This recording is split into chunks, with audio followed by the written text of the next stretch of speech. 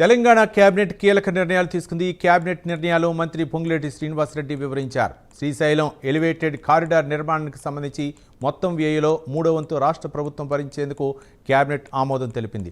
ధాన్యం కొనుగోలును పకడ్బందీగా నిర్వహించాలని నిర్ణయం తీసుకుంది. అలాగే రాష్ట్రంలో కొత్తగా 3 అగ్రికల్చర్ కాలేజీల ఏర్పాటుకు రాష్ట్ర మంత్రివర్గం గ్రీన్ సిగ్నల్ ఇచ్చింది. రాష్ట్రంలో ప్రజాప్రభుత్వం ఏర్పడి 2 ఏళ్లు పూర్తయిన సందర్భంగా ప్రజాపాలన, ప్రజా విజయోత్సవాలను నిర్వహించాలని కేబినెట్ నిర్ణయించింది. 2 పిల్లలకు మించి సంతానమున్న వారు స్థానిక ఎన్నికల్లో పోటీ చేసేందుకు అనర్హులనే నిబంధనను ఎత్తివేస్తూ మంత్రివర్గం నిర్ణయం తీసుకుంది.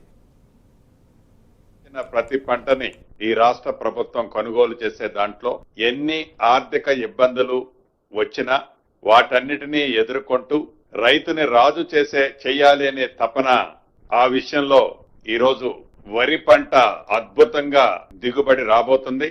సుమారుగా ప్రాథమిక అంచనాలను బట్టి 1.48 lakhs మెట్రిక్ టన్స్ ధాన్యం రైతన్నలు పండించారు. ఈ లోకల్ బాడీ ఎలక్షన్స్ కి సంబంధించిన దాంట్లో అనేక మంది వివిధ సెక్టార్ల నుంచి అనేక అభ్యర్థనలలో ఏవైతే గత ప్రభుత్వంలో 2 పిల్లల నిబంధన ఉండేది, 2 పిల్లల కంటే ఎక్కువగా ఉంటే లోకల్ బాడీలో అది ఎంపీటీసీ గాని, జెడ్పీటీసీ గాని, వార్డు మెంబర్ గాని, సర్పంచ్ గాని నిలబడే అర్హత ఉండేది కాదు. ఆనాటి ప్రభుత్వం చేసిన చట్టం వల్ల దాన్ని ముఖ్యంగా ఈ రోజు కేబినెట్ లో మా సహచార మంత్రివర్యులు శ్రీహరి గారు వారు మొదట లేవనెత్తిన ఈ అంశాన్ని కేబినెట్ అంతా కూడా సానుకూలంగా స్పందించి ఈ నిబంధనని ఎత్తేయాలని రాష్ట్ర ప్రభుత్వం ఈ రోజు కేబినెట్ నిర్ణయం తీసుకోవడం జరిగింది.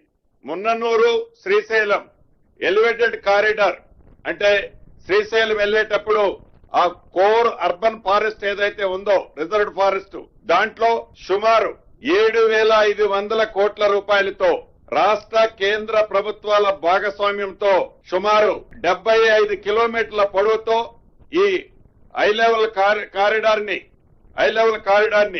ఎలివేటెడ్ కారిడార్ ని కూడా ఈ రోజు రాష్ట్ర కేబినెట్ ఆమోదం తెలపడం జరిగిందని మీ ద్వారా రాష్ట్ర ప్రజలందరికీ తెలపడం జరుగుతుంది. రైతును